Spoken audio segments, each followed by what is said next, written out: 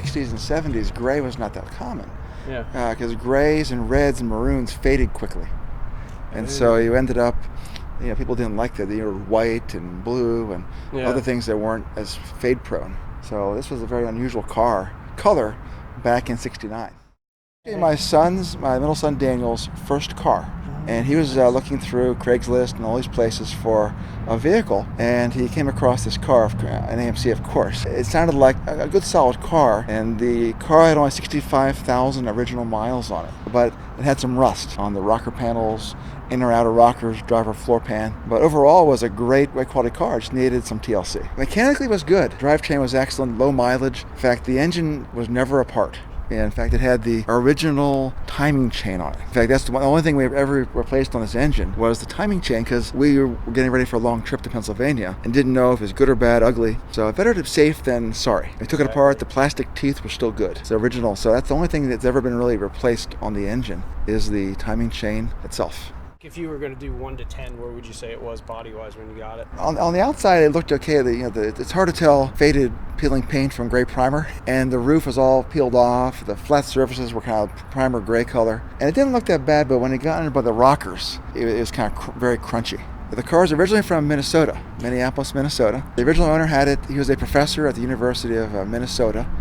And then he sold. In fact, I talked to him, and he had ordered this from the dealer this way. He liked the 290 V8, a small V8. He liked the colors. He ordered actually Redline tires in this car, which I have the original spare, which is the original Redline, Goodyear Redline. And he ordered it this way. He liked it this way. And then he sold it a number of years later to a gentleman in Pennsylvania, whom I met after the car was restored. And then the third owner was a young man at the time. It was his first car, and he was down in Christiansburg, and that's where he bought the car. So we're the fourth owners of the car.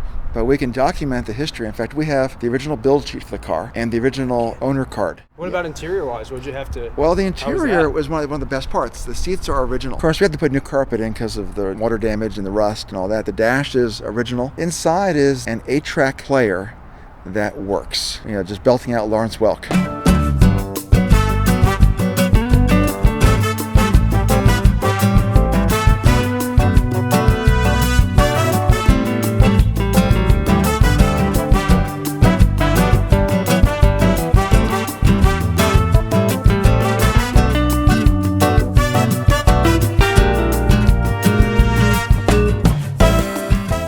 My son drove it to high school for a year, unrestored, just primer gray, kind of ugly, but kind of had potential. The next summer, my son Daniel spent the entire summer working on this car with my brother, and that's where my son learned welding. He learned a ton of dirty work, how to get this thing done, welding rockers and sanding, and so it's really his car. When I told him once he gets a garage, which is coming soon, the car is his. He did a lot of the grunt work on the car. That's a 3-speed manual on the floor, and that was standard in 69. It shifts beautifully. It's original cam, original intake, everything has not been touched at all. It's considered a pony car, much like the Mustang, maybe the Barracuda, Camaro. And so the format was long hood, long body, short trunk. How's it behave on the highway? It's extremely stable. You can be doing it as fast as you want, and it just tracks beautifully.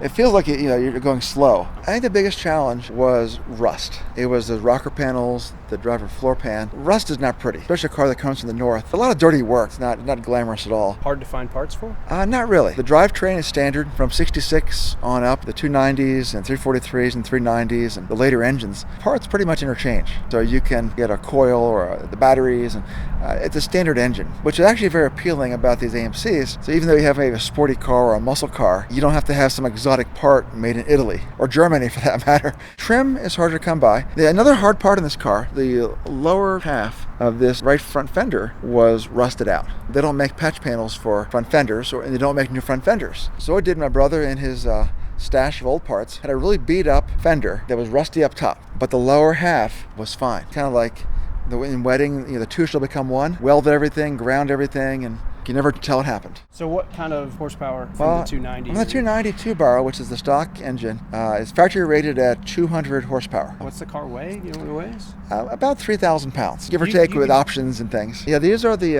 original Magnum 500s. The 68 AMX, remember the wheels were all chrome. These have painted centers with a stainless steel trim ring. They use this style from 69 all the way through the early 80s. They used that same wheel. So it was a very popular design.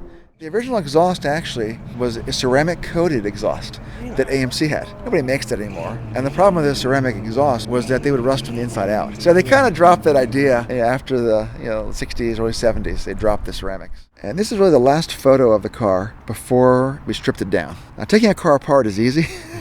It's kind of fun, but you better remember where all the pieces are. And I often say when restoring a car, it often looks much worse before it looks better.